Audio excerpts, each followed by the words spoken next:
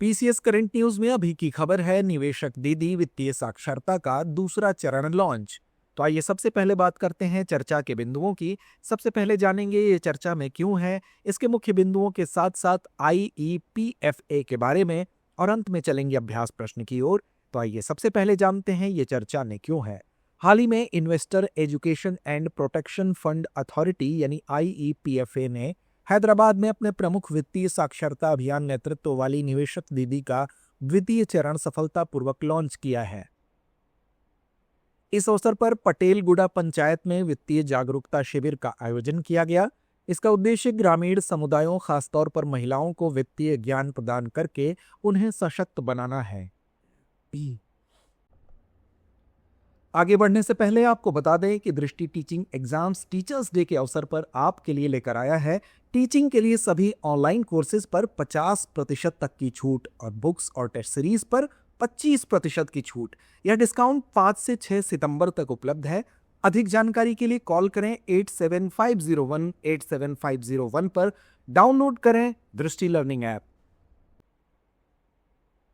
आइए अब नजर डालते हैं मुख्य बिंदुओं पर। इस पहल से ग्रामीण घरों को वित्तीय निर्णय लेने में, अपनी कमाई की सुरक्षा करने और देश की वित्तीय व्यवस्था में सक्रिय भागीदारी सुनिश्चित करने में मदद मिलती है। वित्तीय शिक्षा और सेवाओं के अंतिम छोर तक पहुंच सुनिश्चित करने में गांवों और पंचायतों तक आईपीपीबी की व्यापक पहुंच की महत्वपूर्ण भूमिका है।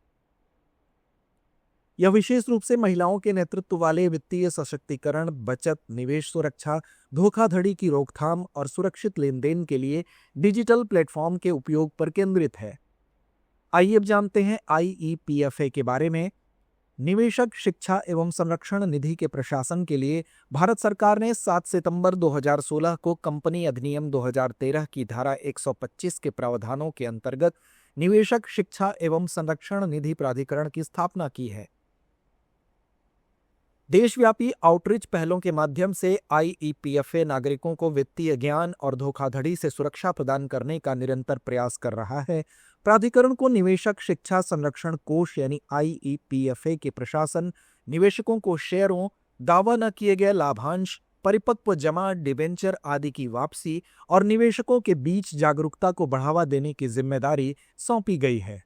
तो आइए अंत में नोट करते हैं आज का अभ्यास प्रश्न। आईईपीएफए के संदर्भ में निम्नलिखित कथनों पर विचार कीजिए। पहला कथन है, आईईपीएफए की स्थापना 7 सितंबर 2019 कंपनी अधिनियम 2013 की धारा 125 के प्रावधानों के अंतर्गत की गई है।